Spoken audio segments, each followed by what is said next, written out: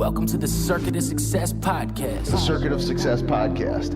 With your host, Brett Gilliland. Brett Gilliland, Visionary Wealth Advisory. The Circuit of Success Podcast. Let's start the show. Welcome to the Circuit of Success. I'm your host, Brett Gilliland. Today I've got Dan Abel Jr. with me. Dan, how are you doing? Good, how are you? Good. We got some fun stuff right here that we're going to talk about in a little bit, don't we? Absolutely. All right. Well, I look forward to that. You are the Chief Chocolate Officer of two of the beloved St. Louis-based companies, Chocolate Company and Bissinger's Handcrafted Chocolatier. Occasionally goes by another nickname, Willy Wonka of the Midwest. But no matter what you call him, he'll never forget his roots. Dan is a second-generation chocolatier and son of founder and Chocolate Company. You have two siblings and a family and all sorts of great stuff that you guys are doing. We're going to talk a lot about what you guys are doing over there and all sorts of great stuff. But like I start every podcast, Dan, is what's helped make you the man that you are today? I think that's a good question. You know, I'm one of those people that you learn by doing. I can't read, how to run a business out of a book. I'm sure people can. That's great for them. But so I just think that you've just got to do. Yeah. And whatever it is, if it's a new project. We've done crazy things before where we've bought, spent 7 figures on a production line that we didn't have recipes for or know how to run, but they take a while to build. They take about a year, and I said, we'll just figure it out. Right. And then you get it, and you train, and you do, and you learn, and you make mistakes, and then and so I just think that that's, getting in there this morning, I was in so early, I was an hour into doing some work, and all of a sudden my alarm went off on my phone. Like I just woke up at 4:45. I said, well, let's just get to work. Let's just get to work. And all of a sudden it's like 5:30. I'm in, and it's I'm like, oh my god, it's my phone going. That's my alarm clock going off. So that's how I needed to get the week going. Yeah. So how do you guys take the risk to do that? Is it just, hey, we're successful so we can do that, or is it like, hey, I'm going to build the bridge before I start crossing the river, right? It's a hybrid. At the end of the day, with over the years, there's been, different answers to that. In the really, the earlier years when, in the leaner years, you couldn't make as big a risk because, any one of those risks could end you. And then now we have a little bit more flexibility as we've grown and there's some scale that we can do that. But I still don't believe we've ever done anything that would put us under. Let's hope, right? Yeah. Is this table? Yeah, there we go. Right. Yeah. So talk also about the history. Right? I mean, I saw when I was doing my research, which I thought this was so cool. The Bissingers started, we don't know exactly when it was founded, but 350 plus years ago. I think the box here says 1668.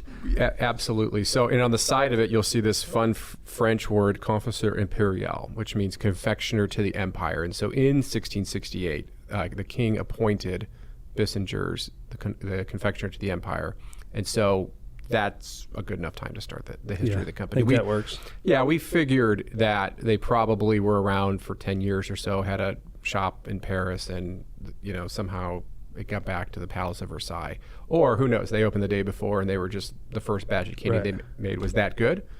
But since they couldn't tweet about it or post on Facebook, nobody knows. I mean, that's amazing. So talk about that. So that was 350 years ago somewhere it started.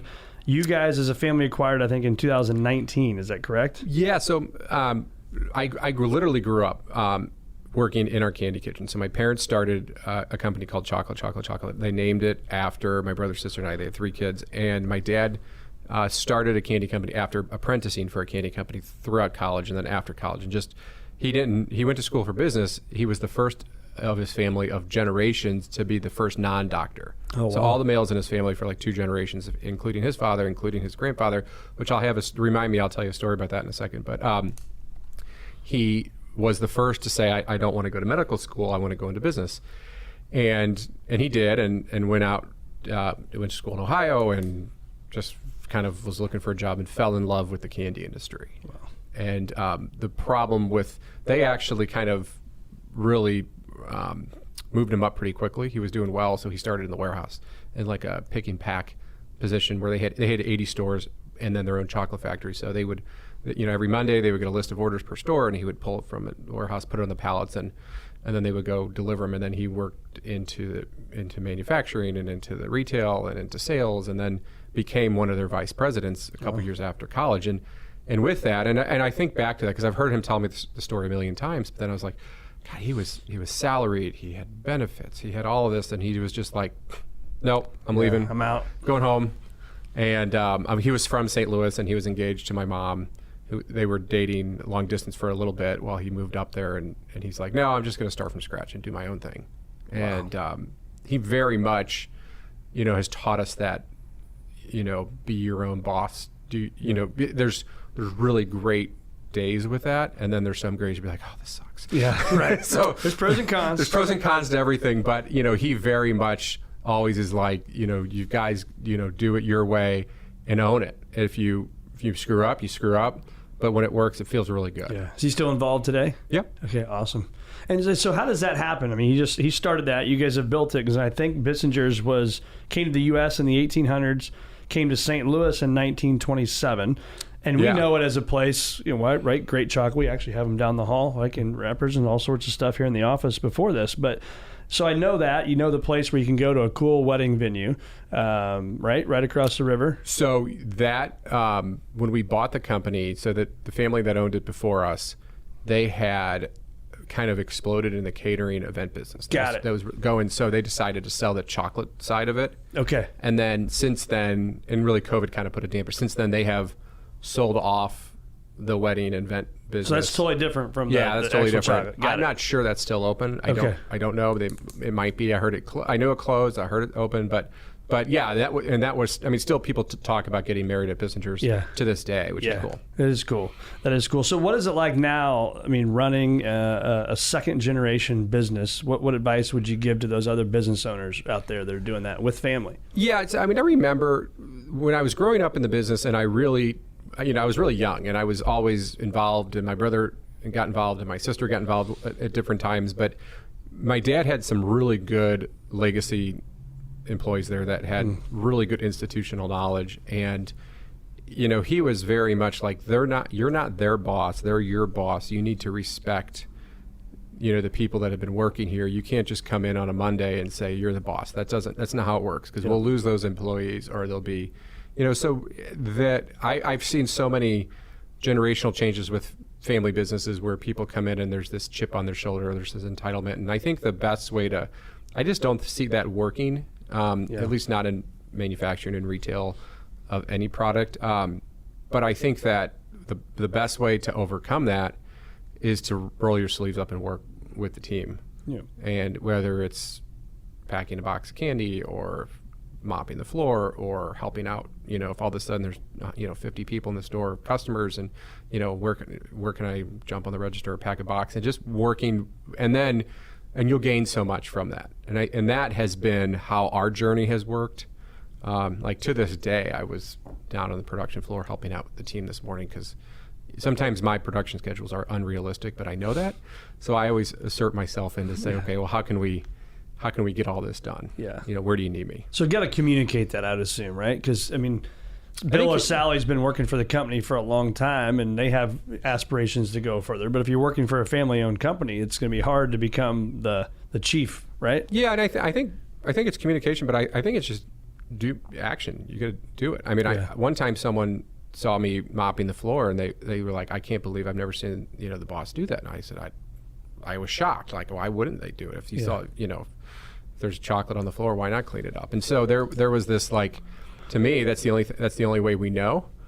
And it was surprising to me that that was unique, to that person's thought. So I just feel like from us, we want to make sure that we let everybody who wants, to be with the company and grow and move up still has an opportunity, that we're not going to just go replace them. Yeah. How can we talk about innovation? Again, a 350-plus-year-old company. It's chocolate. We've been around for a long time. How do you innovate in an industry that... So I will tell you, growing up, the one thing I disliked about the chocolate industry growing up was that it was very traditional, and that's in most cases a really good thing. But my dad, he would, every holiday was the same product line. This is like the 90s. It was like the red box goes on the shelf, one slot, one, it was so well organized. And then I would always like, why aren't we making anything new? And it was at that point, that new wasn't in style. Yeah. consistency and tradition was in style. Mrs. Smith would come in for her milk buttercreams, and Mr. Bruce would come in for his milk pecan clusters, and like all we would need to do is just not run out of them and keep it the same quality consistent from year to year. And so that was fun for a while I learned everything, but then I was just like, I can see myself getting bored of this. But in the 2000s, I don't exactly know when, and that's when we really started to kind of get in and build a wholesale and hit new markets. New was becoming the thing. People were coming to trade shows and coming to, and like they wanted to see the new catalog, they wanted to see the new product, and that was an obsession. I loved it. I love creating new things. I still to this day, it's one of my favorite things about the job. Yeah. And that change really made the business, I think, very scalable for us, and this new layer of fun. So we have been doing that forever, chocolate, always coming up with the new items, or at least since I've been full-time in the family business. But at Bissinger's, I was really, my first year, there was this caution because I'm like, okay, we have a 350-year-old business. We have an older customer base. We have a catalog division, which is typically, when you print in the catalog, it's like solidified in paper. So there's a lot of things, and on top of that, I still think new product all the time, and I know if it will work or not, because we've been through so much innovation and cycles at chocolate. You can kind of see the trends, what works, what doesn't work, and then why does it not work, and then we kind of have figured out who our customer is. Where Bissinger's, we bought this company, and it had been around for such a long time. It has such a great legacy story, and I was like, God, who is the Bissinger's customer? And I knew I'd figure it out, but my first year in 2019, we did probably like one new product, which was nothing for us. We were very nervous and about just getting the core product consistently perfect and letting the customer not think anything changed. Because even though when a competitor comes in and buys another company, they're going to expect major changes. And we bought Bissinger's for the love of Bissinger's, not to change anything. We wanted to keep the brands, have two separate brands because they have very different personalities. And but now we very much have figured out the Bissinger's customer, and I think half the line is brand new. I think half the line has been created in the last 5 years, and that's why the business has grown. How do you go about that? Like, what's that innovative strategy look like for you? Is that sitting in a room with people and just chatting? Like, what do you do? Well, there's bourbon involved. That's why I really like the room. Some multiple types of bourbons, because sometimes if you need to make a Manhattan, you want a little bit more raw. I can go on for bourbon for a long time. Let's talk about it, right? But all jokes aside, there is alcohol involved in our decision making. 9 times out of 10, it's my brother, sister, and our head candy maker, who I always tell people is my other brother. Yeah. And the 4 of us sit in a room and just come up with ideas and kind of write them down. Sometimes we do, sometimes we don't. Sometimes we'll come up with something and then like it hits 2 years later. It's like, that's a great idea. What can we do that? What can we do that for? What can we do? Oh my God, I got this. And so that happened recently, and it's something as silly as cookies and cream. It's been around forever, but we were thinking it because we were thinking like, how do we make it a great product, and how do we make it great? Well, we launched this Halloween chocolate skull collection this year for Bissinger's, and we came up with 4 flavors, and we're like, oh, cookies and scream for a skull, and that so that something had been like brewing for 2 years on that one, and it finally. So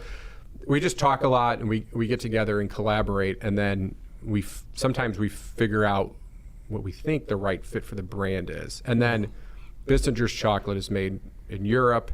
Chocolate companies, chocolate is made in the United States. So even when we say, okay, we're going to create this product, it still would then fall into the template of the respective recipes and ingredients. And so you got to get that overseas, obviously, then. I'm shooting an email, however you guys do that. And then, and how is that communication going across the pond that, like, this is our expectation, this cookies and scream, and this, we'll work on the packaging and all that kind of stuff. Well, just the raw chocolate recipe? Comes from Europe, and we make everything in our candy kitchen here. So the chocolate comes over, just pure chocolate, and then you guys turn it into the cookies and scream. Yep. Got it. How important is stuff like this, like packaging? I remember hearing Steve Jobs one time about the iPhone. His biggest thing was you could open up the iPhone and the inside is just going to be just as pretty and sleek as the outside. And so how important is that to you when you're doing all that stuff? It's huge. And so when we bought Bissinger's, the majority of the business was the plaza front next door, which is about the size of this room. Yeah. It's it's more of it's a rectangle, not a square, but it's a tiny store. And then it was the catalog division. And those two avenues, we would put the product on display. So we would have an open box and a display, so you see the product. Yep. So the packaging, there's not a lot of shelves there. There's just as much shelving in this room as there is at Plaza Products. It's just one big candy case.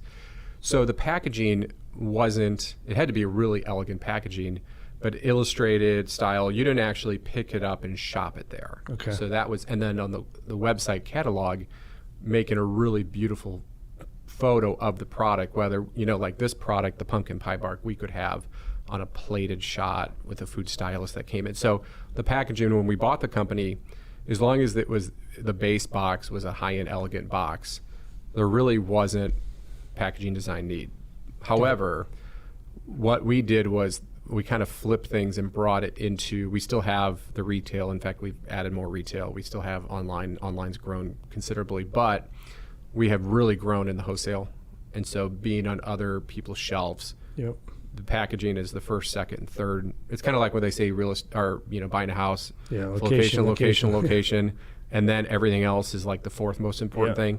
Packaging is packaging, and then it catches the eye. Yeah, we have especially to. When you can't taste. I don't know what the chocolate tastes like in there, right? So it's got to look good. So I would say that if we can get you to pick up the box, it's a 75% chance that we've got you. And that's a made-up statistic, but I'm pretty sure I'm pretty close. confident. I'm pretty confident. Like if we can get you to do this, pull it off the shelf, what happens is it's a couple things. Picking it up, we've got your attention. Yeah. And then usually you see the next thing that happens is the flip over. There's two things on the back that's important. And it's different for each person. Usually the price is on the back, but then the ingredients. Yeah. So they want to see either the allergen, if they're allergic to something, or what's in it. So that flip over, if I can get a flip over and I can actually see someone spend time on it, because if it's a flip over and they see the price and they just put it down, you're done, yeah. But if they flip it over and they're kind of skimming, I feel like we've got them. Yeah. But that's just a transaction. We want a customer. Yeah. So the customer, that's the inside of the box. Yeah. It has to be delicious for them to become a customer. Yeah.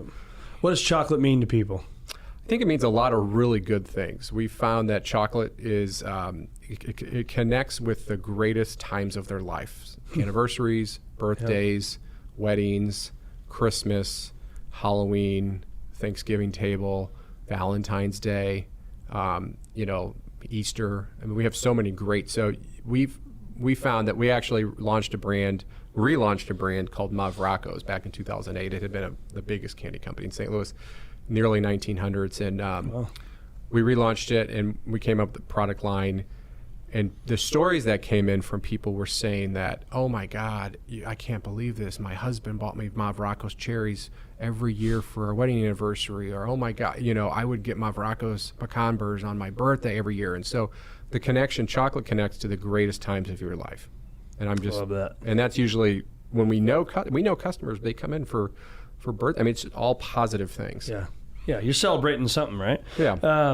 Talk to us about all the additions to the business. I mean, there has certainly, you got the chocolate, you got Bissinger's, like there's that, combining those two things, two separate companies, but then all the different stuff. So I'm kind of going back to an earlier question, is that room that you and your brother and your sister and your other brother, friend brother, walk us through that. Like, how can the listener that's not in the chocolate business right now, they could be in wealth management or law or accounting, whatever, like, what are you doing to brainstorm, and what's that process like, and how important is it to your success? I'll give you a really long answer if you don't mind. Okay, perfect. I was talking to a good friend of mine a couple years ago, and it was right after Bissinger's. And my dad was, when we were looking to buy Bissinger's, and we did it because we really loved this brand and we heard it was for sale. And I said, this would be a great idea to buy Bissinger's. And so we talked it through, and I, the kind of the pulse of the family is, currently at this stage of the game, we have no outside investors. It's a 100% family-owned company.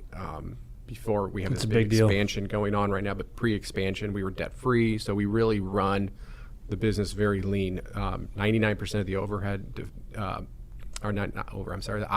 major operating decisions are made by a family member. Okay. So we pay the bills. We have an HR team. We have teams of people, but they all report to us so we're very involved in every aspect of the business. And so I had this idea when Bissinger's became first. I said we should buy the company. And my dad, it was kind of this mixed reaction from the family. on the one side it was, well, let's definitely vet it. Let's see, let's run our diligence on it. But knowing that Bissinger's, that would be a major change to the business, and the business is doing well. So you have two paths here. You can screw everything up or make it that much better. And we didn't feel that the trajectory that we were on at just chocolate was that 50-50 risk. We had a greater chance of staying successful as we were, but Bissinger's was going to either make us much more successful or could really hurt both companies for a lot of different reasons, just because acquisitions and costs and financing and new culture. Overhead and new culture, everything that goes involved to that, get involved with that.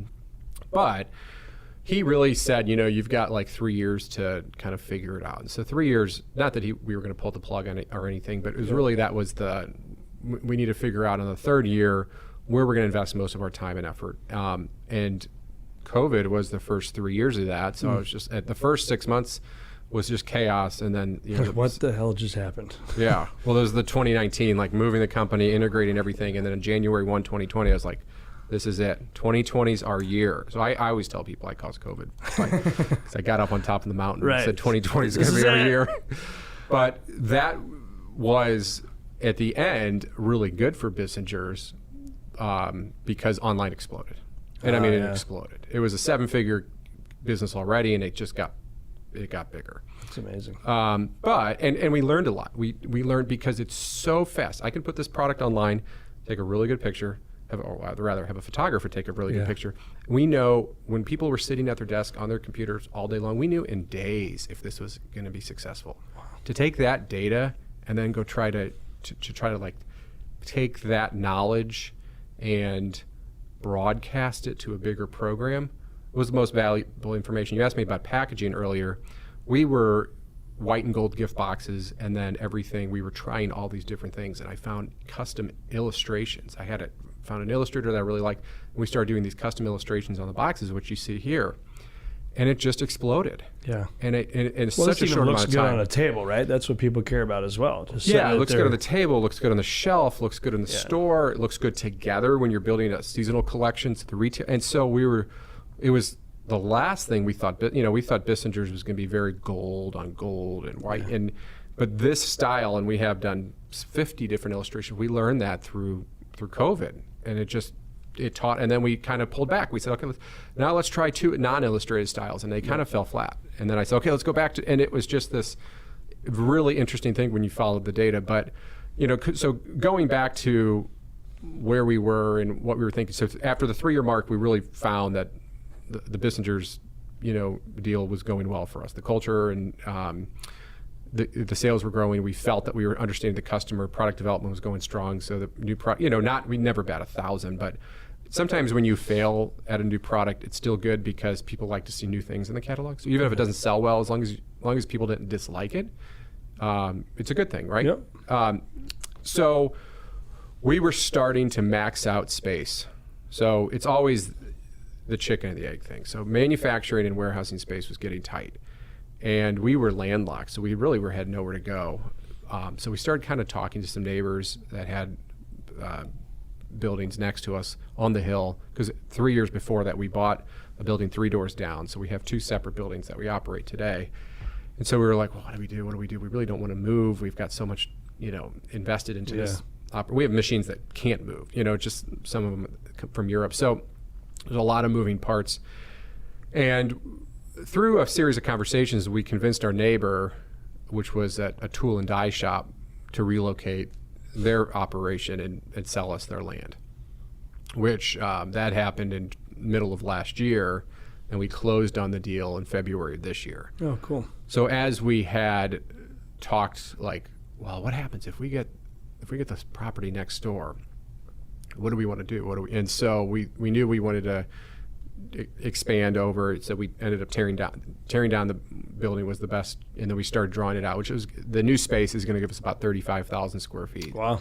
And we need most of that for manufacturing, so about 30,000. But then it started with this really slippery slope. Like the subject matter was we want to increase tourism, so make the facility more fun, and for a couple of reasons. One is that our tours are like 15 to 20 minutes, and we wanted to keep you there longer. We're still to this day, we want to keep you there longer, because now that I have 3 young kids and my brother's got 4 young kids, like just to get all the kids in the car takes 15 minutes sometimes. So you want to spend time there. So I was like, okay, well, what happens?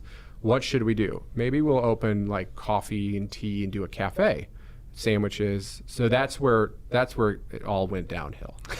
So we said, that's when the bourbon kicked in. That's when the bourbon kicked in. So the worst is we wrote it down. If we should have just forgot it and moved on. But so we started with, okay, we're going to open a cafe, and then the concept was I wanted 12 hours of drinks. So we start with espresso and coffee drinks.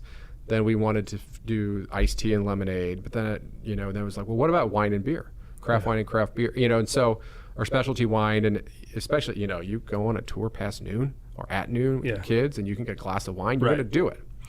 So everybody was in agreement. I get some chocolate with it as well. Yeah, chocolate wine, and then we were talking about what about an event room, not for weddings, but more like corporate lunches and birthday parties. And then I was like, well, this is great. So we have these 2 concepts written out, and then I apply for the liquor license, and I said, well, by the way, what's it cost just to add liquor, spirits as well as the wine and beer? And they gave me the number of the additional cost. It was such a small number. Nothing.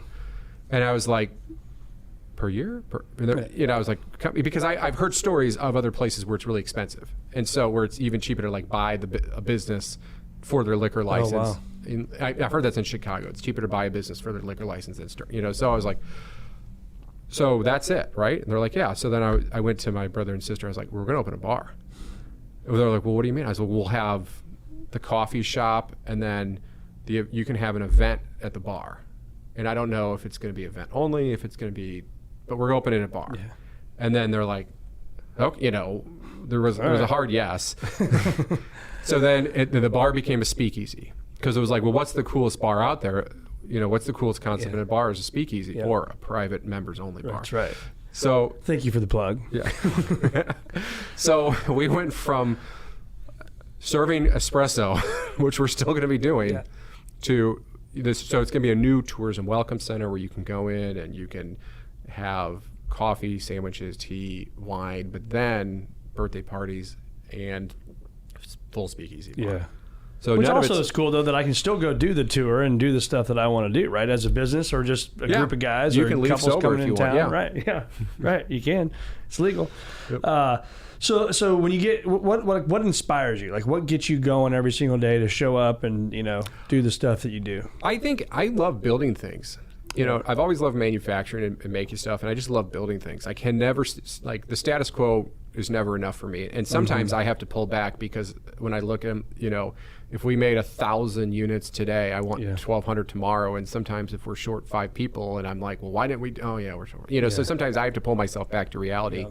Yeah. And I don't really know what the answer is. So, and that goes back to what I was thinking to myself, where I think I started telling this story when a good friend asked me a couple years ago, what's next?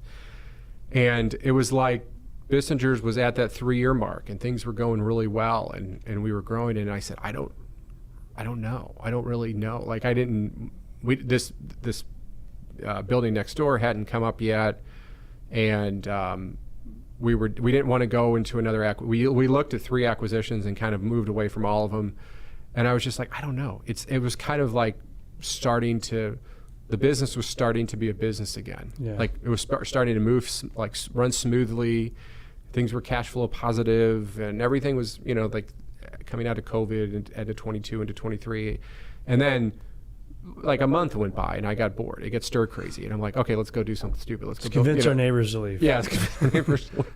And so, yeah. But and that's that, Visionary Wealth Advisors, the name of our firm. So visionary, that's that visionary leader, though, that you are, right? That's what gets you up in the morning. That's what keeps you going. And that's also what's going to build the business. Is that fair to say? Oh, for sure. Yeah. And I always say I have these 3 a.m. thoughts. So I write them down now instead of texting someone at 3 a.m. Yeah. So I'll wake up in the middle of the night and I'll be like, oh my God, we should do this. Yeah. So I'll just quickly make a note on my iPhone and then try to go back to bed. Yeah. And if not, I'll just go into work and That's why I'm like, hey, Siri, remind me at 8 a.m. of boom, boom, boom, boom, boom. So I don't have to type anything. Just Siri going to remind me, and then I'll remember in the morning. See there, she just said boom, boom, boom tomorrow at 8 a.m. So tomorrow at 8 a.m. I'm like, what in the hell is that? So help me understand too. I thought this was cool, just thinking about it at least, was, so how do you approach a company? You said they were already for sale, but a business has been around 350 years. How do you and the family say, this will be fun. Let me go out and buy a 350-year-old company, and we can pull this off, and we can do it, and we can be successful with it? So Bissinger's was unique to us because if we I have to rewind a little bit. In 2008, I worked for the company all throughout high school and college. But in 2008, I graduated college in 2008 and came in full time, which was kind of funny. Like, started into the business and then, Great Recession. Right. But it was a good year because we always hustle. We never just I remember AIG was our biggest corporate customer, and they went and bought zero that year. And instead of crying about it, we're like, okay, let's go find 5 new corporate customers. You just hustle. And so we got into the business, and within a year or two, we were really maxed on our manufacturing, because our manufacturing at the time was behind our original candy store, which was on Chippewa, which is still, the store is there today, on Chippewa next to Ted Drew's. Mm-hmm. So we were thinking, what's the next phase for expansion? And my dad had coffee a couple times with the owner of Lake Forest Confections, and his name is Bud Kohlbrenner, and he owned Bissinger's for about 25 years. Okay. And so what happened was that when he had sold Bissinger's, and then he had retired and traveled the world, and then after a few years, some Bissinger's employees, some legacy, those institutional longtime employees, were without a job. There was the new ownership made some changes, and they had there was just no other candy companies in town. So he created a new candy shop for them and gave them jobs, but his plan was to get it going and then kind of transition out. So we had talked to him, and I don't know who came up with it, whether it was my dad, whether it was Bud, but the idea was like, well, what if you need more manufacturing and talent? We have talent, we have some manufacturing. You have distribution and volume. If we come together, I think there's something good here. Yep. So we bought Lake Forest in 2009, and then so I actually moved over from the original Chippewa business to work which we were in Clayton, so not that far. But my mom came over too, so it was the first time the family wasn't in one building on a day-to-day basis. But we moved over to Clayton, and that's where most of the manufacturing was. My sister and dad were at the main Chippewa location. That was for a few years. So I was literally surrounded with the former owner of Bissinger's and 7 full-time previous former Bissinger's employees. And so we ran that store for a while. And then when we moved to the manufacturing facility we're in today in 2012, 70% of that store was manufacturing. And it was like a small, tiny storefront. So it just didn't make sense to pay Clayton rent it was 3,700 square feet, and the retail was 300 square feet. So it didn't make sense to keep that space. And the landlord, who was really good, we couldn't figure out a way to split it. So we just moved the manufacturing to the Hill, which is where we're at today, and then just let the lease run out.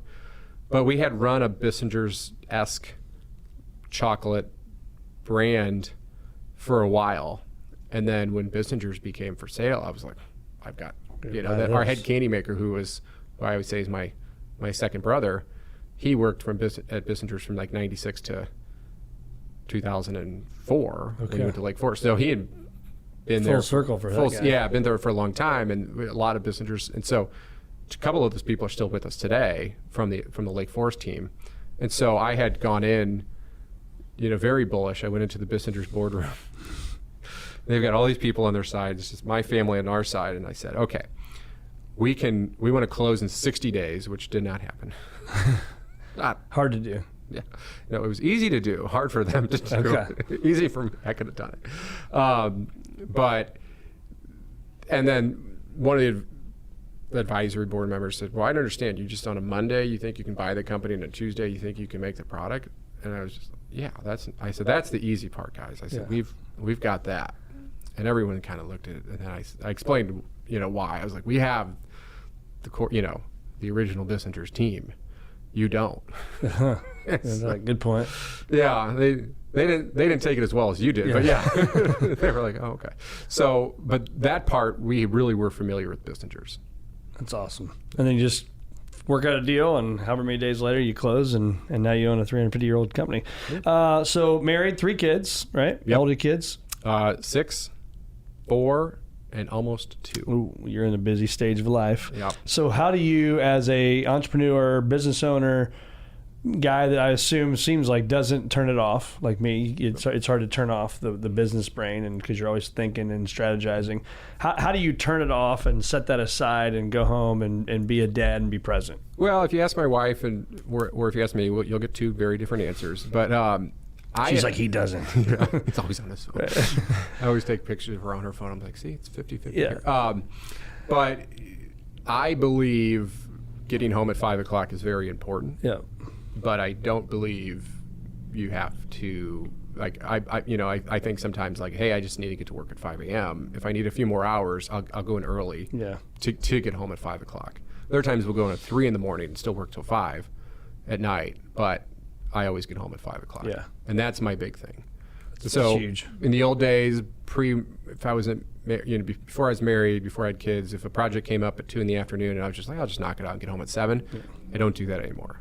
I don't know if that's the right answer for everybody. I think it is. But I think that's what really works for me. And I keep up on emails, every once in a while when I'm at home. Yeah. But 90% of the time, other than checking emails, I'm not working past 5.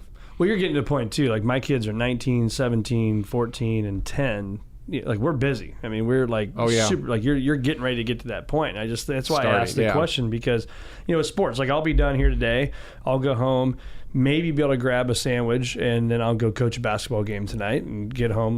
So it's like that's just your normal nightly routine, right? And so I think it's tough, but I think it's important that when my kids were little like that, I think it was, and I always did every Wednesday. I came home at 3:30. And the rest of the days I'd come home at a normal work time. And that's smart. But I think it's important, right? I think your kids know, and they wake up, and now my oldest is in college. I think they know that dad's there and mom's there, and it's a family cohesive unit. And I think that's important, right? Dinner around the table. It's a big deal in today's world, right? We always, like, my daughter has like a little toy phone, and so we always joke like electronics are not at the table. And that includes me putting my phone away. Put it away. Yeah, we don't need it. What are the risks that you are happy that you took?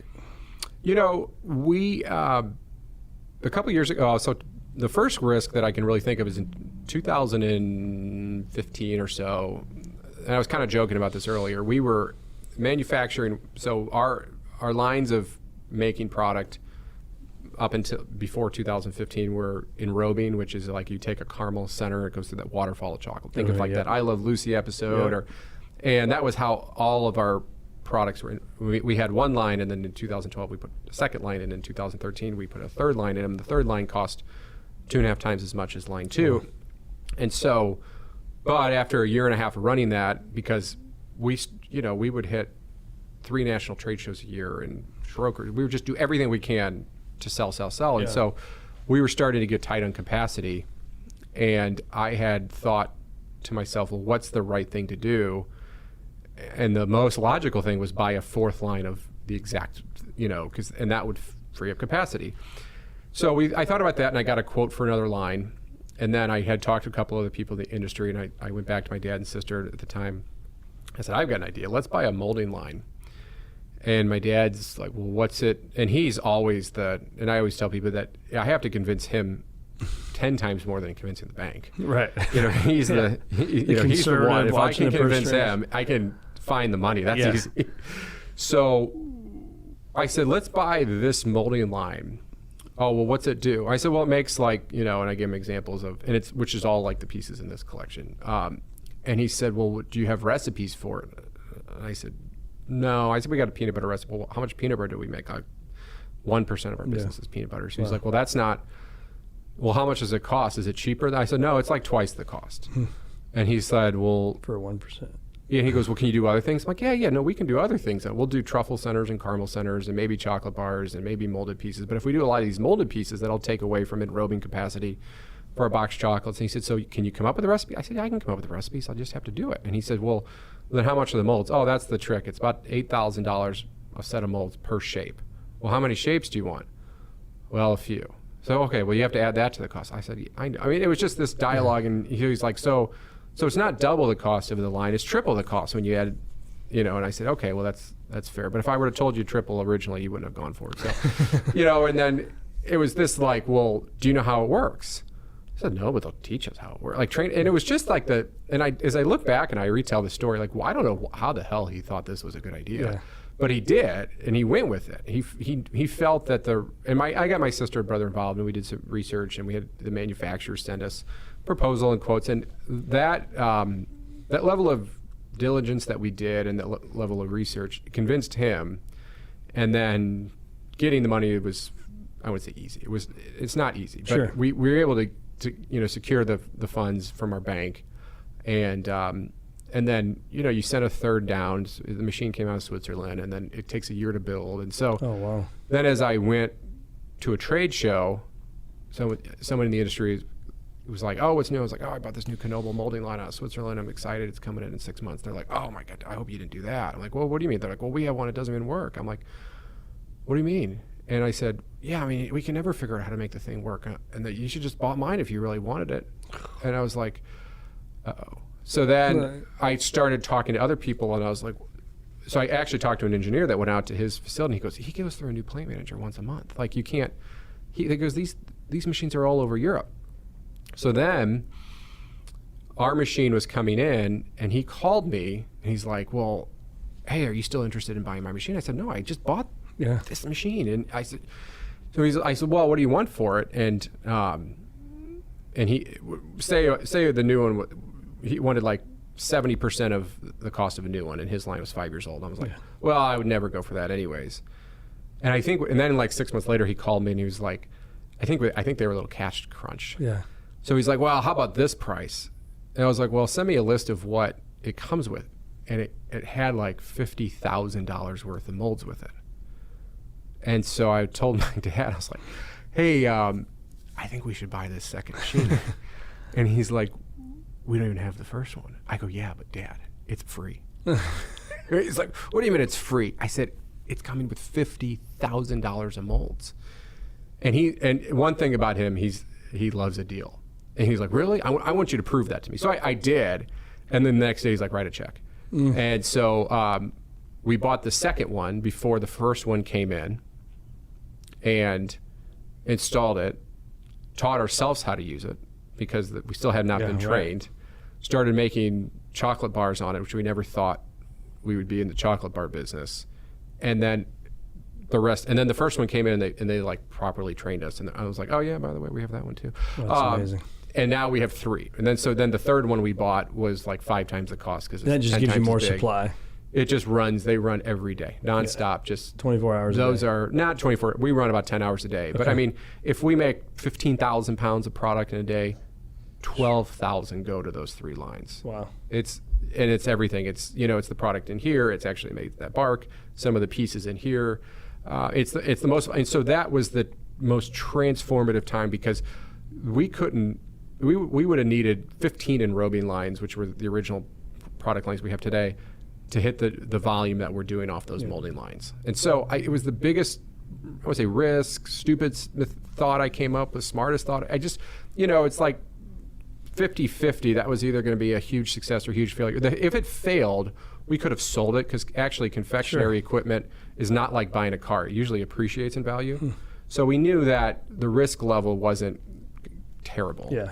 But it was a big risk, and that was one that we were really, and that's the stories I tell. I never tell about the stupid ones we did. Well, I think what I hear through this whole conversation is a family that believes in themselves, a family that bets on themselves, a family that knows they can teach themselves to do it, a family that's going to show up and work, right? I mean, these are all just I like that. Well, that's true, right? Like that's the common theme that I hope the listeners driving down the road right now or on a treadmill and they're listening to this and they're like, all right, if they're a business owner or they're going to be or want to be a business owner, like you got to show up. You got to be able to take the risk. I remember I left a same career, but I left a previous firm where I was doing very well financially and was fine, but I wanted to build something and bet on myself and do it. And it was the scariest moment of my life. My wife was 8 months pregnant with our 4th child, just built a new home, timing was awful. She even asked me that. She's like, "Is this now a good time?" I'm like, "No." I think the best times. This is the worst terrible, times are the best right? times, though. But you know you're going to show up and do the work. You know you're going to take smart risk, but you got to take the risk and you got to do it. And then you just got to continually show up day in and day out and do it even when you don't want to. Like, that's what I'm consistently hearing from you all, which I think is awesome. I think that do it even when you don't want to. I always like, there's that phrase, it's like, if you're going through hell, don't stop, keep going. Yeah. It's a good country song too. But Yeah. like, we learned that a lot. COVID days, like, you know, we have staff in the production of 80 people and sometimes 20 people would show up, and I'm trying to run in my head of like how to get through the day. Well, that doesn't work. That doesn't, you know, and I'm like, we've got to be able to do something here. And it really taught us to look in like a 15-dimensional, you know, prism instead of just 3-dimensional. And then we got through it. And it was like, okay, you know, and so, and every day is like, we're in a chocolate crisis now. Chocolate's almost triple the cost of what it was last year. And so now we've got to figure out how to manage that. Yeah. So all of, and someone asked me the other day, is like, is that really worrying you? I'm like, we have gone through 1,000 crises since 2020. This is just crisis 1,001. The last 999 have taught us that like every crisis is solvable. We just have to figure out how. Why is that? Why is chocolate so much more? You know, I don't. It's a great question. They were saying they've been saying that we've had a 3-year deficit from origin in Africa. That, you know, basically the world is consuming more chocolate than what's growing on the trees, and because of that, speculators have gone crazy on it. I'm not denying that that demand's going up. I'm not denying that we might be using more than we're growing, but we've had these historical blips where demand's been off supply and yada, yada, yada. And there's been like a 10 or 15% spike. We've never seen 150 or 200% spike. Yeah. So I feel like there's something bigger going on here. I feel like there's 2 or 3 hedge funds that just decided to pick on cocoa. And so we're seeing that. Ignorance on this. Maybe Jeff, you know this. Like, where in the hell does chocolate come from?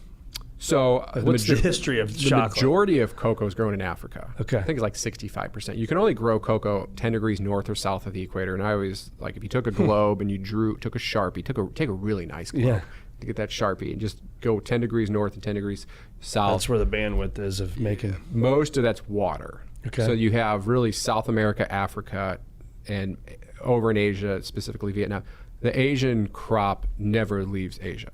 Okay. They're going to consume all of it. Vietnamese cocoa never leaves Asia. So it's really what you would go buy at a grocery store, whatever you buy, get chocolate. Most of that's either going to be South American beans or African cocoa beans. And so in Africa specifically, it's the Ivory Coast and Ghana. Those are the 2 major producers.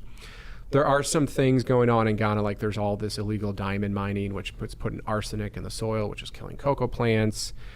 But I just don't. I feel like the story we're hearing over here versus what the speculators are doing is not adding up. It's 1 + 1 should not equal 7. Yeah. But I think it's gonna drop. We're seeing it drop. We used to be around the $3,000 mark per ton. It hit 11,700 at one point this summer. Yeah. And then it dropped. We're in the 8,000s today. So you're like bourbon. I keep bringing up bourbon. It's like, you know, you get a bottle of Blanton's, it should be like $80, and you're paying like $200 for it now. It's like, come on. It's like ridiculous, but so good though. So my chocolate, my bourbon is more expensive than it was a year and 2 and 3 years ago. So maybe that'll change. Well, this is awesome, man. So I always talked about fears. How many of the fears you and your family have put in your mind, or let's specifically just even say you? Shout out to my son Drew for these glasses. I was just going to say, these are the best cups I've ever. Good job, Drew. Ever had. Altoff Catholic High School for the shout out there in his pottery class. Anyway, he knew we needed new glasses versus the coffee mug, so we got this. What was I saying? I remember what I was saying. Fears. Fears. How many of the fears you've put in your mind have actually blown up to the magnitude you put them in your mind to be? That's a great question. I think. We're still standing, so I think that everything's been achievable. Yeah. We've lost customers over the years. We've gained new customers. I'm trying to think if there's anything that has what hurt the most. I don't know. There's always so much noise. I feel like sometimes if I get really frustrated and I go to bed, usually wake up the next day, it's like a new day. Yeah. And so there hasn't been much that has kept me down for more than that 24-hour cycle. Yep. But because of that, there's just so much noise going on. Like there's and good noise. We have our team is building the bar concept right now. I just popped over before I came here. I popped over to see our new bar being built, and then we have 5 retail stores going on, and this online, the Thanksgiving catalog hit this week, so the online sales are really strong, and tours are off the chart. We still get public tours. It hasn't hit that new level with the cafe yet. So tourism, I was in the plant today, and there was just tour after tour. And so there's always there's so much positive that I always, sometimes when I get really frustrated, I have to literally take a step back, and I said, well, okay, sales are good online, and stores are doing well, and the team's doing well, and production's great. Yeah, okay, we're behind on this, but it's we'll just communicate with the customer, and it gets me through. But I feel like the chaos of buying Bissingers and pulling it off, and what a feeling, COVID has made us feel that don't sweat the small stuff as much. God forbid something happens in the future that hopefully we'll just be prepared for it. Yeah, love it. Where do our listeners find more of Dan Abel Jr.? Are you out there in the world where you want people to contact you, or they just go through the company websites? Company website. I'm also on LinkedIn, and I used to joke with people because of COVID, I don't even carry business cards. So right. This is me coming out into the world. Usually I'm in my 4 walls. Right. Yeah. Love it. Well, thanks for being here on the Circuit of Success. It's been awesome having you and hearing a story of a 350-year-old company, plus the company that your dad started, named after you kids. And this, again, showing up, betting on yourself, believing in yourself, and just doing the work every day. It's awesome. So lucky to have you here in St. Louis, man. Thanks for being here. Thank you so much.